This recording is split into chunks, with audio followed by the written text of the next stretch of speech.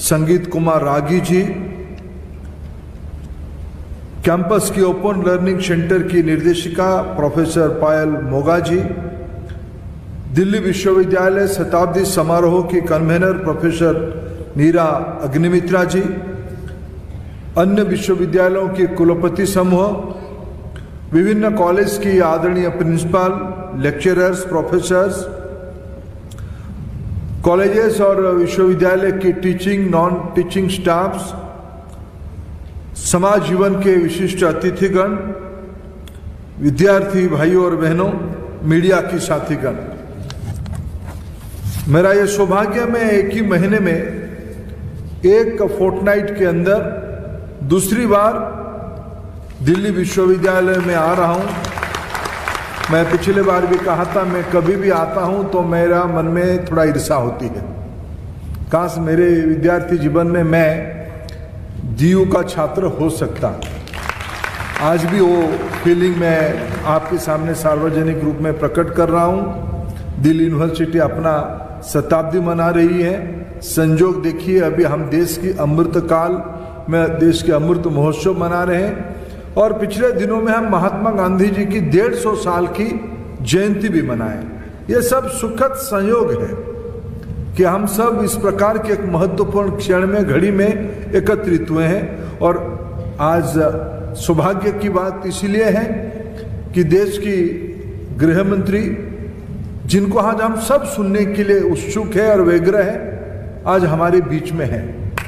मैं उनको शिक्षा परिवार की ओर से स्वागत करता हूं और मैं एक बात आज खुलासा कर रहा हूं, एक राज आपके सामने खुलासा कर रहा हूं। जब हम माननीय गृह मंत्री जी को लेके यहाँ पहुंचे, जैसे यूनिवर्सिटी के एक परंपरागत स्वागत होता है, NCC कैडेट उनको आदर के साथ सभागार की ओर ले आते, कुछ क्षण गृह मंत्री जी भावुक हुए।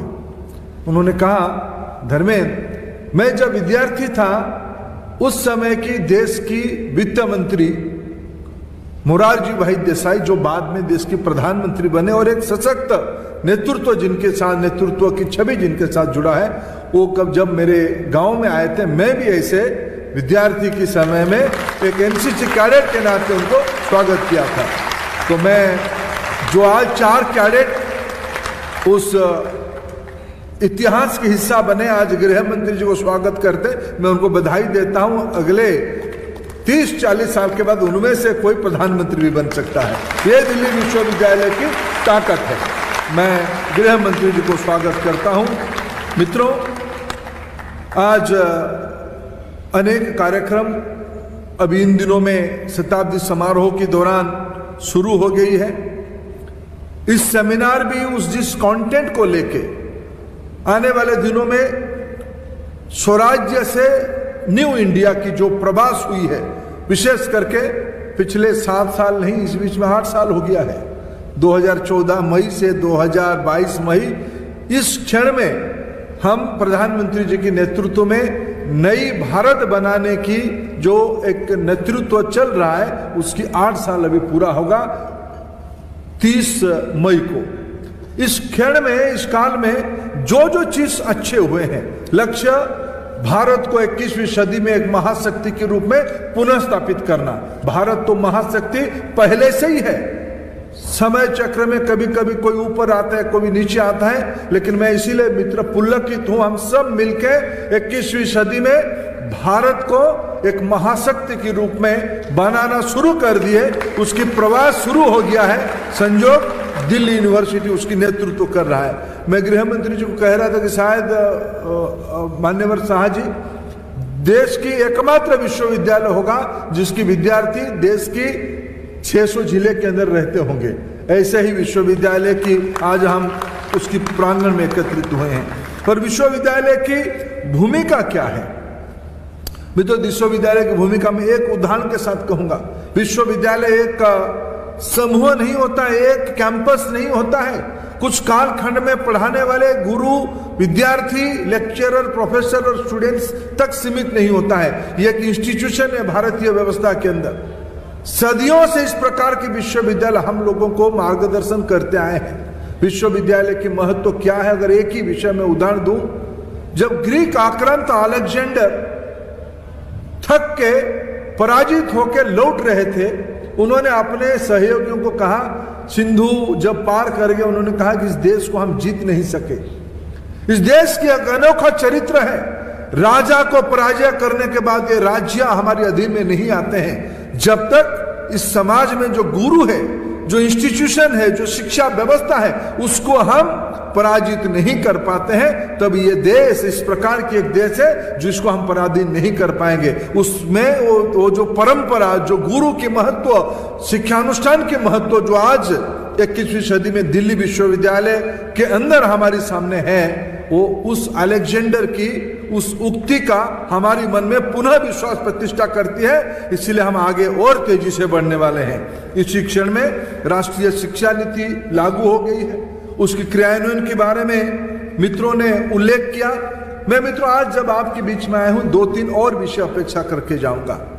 समय बदल रहा है, टेक्नोलॉजी एक डिसरप्टर के नाते हमारी जिंदगी के नया चीज लेके आ रहा है।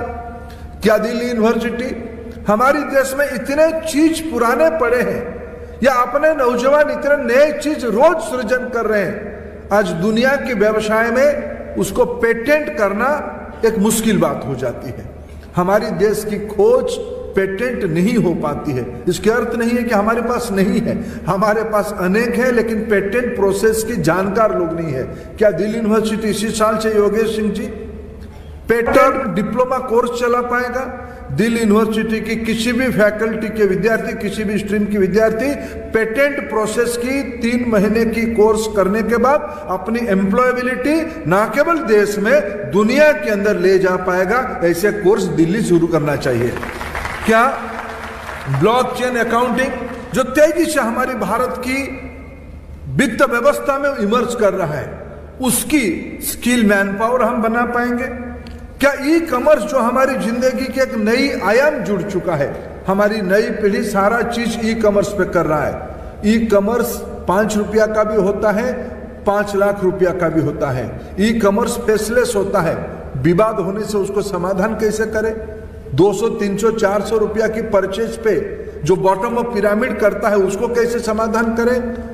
मित्रों, कुछ मित्र मेरे को परामर्श दे रहे थे, इसकी भी आर्बिट्रेशन की एक कोर्स बनाया जा सकता है। मैं चाहूंगा दिल्ली यूनिवर्सिटी देश के लिए ऐसे फ्यूचरिस्टिक, ऐसे नया कोर्सेस अपने पाठ्यक्रम में धीरे धीरे जोड़े।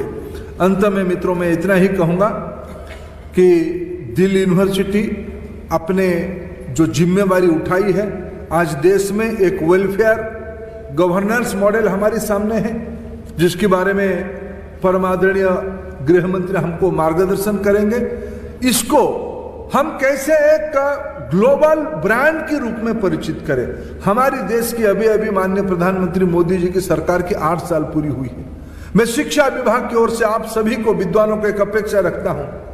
अनेक अच्छे काम पहले भी हुए थे, अनेक अच्छे काम इन दिनों में हुए हैं।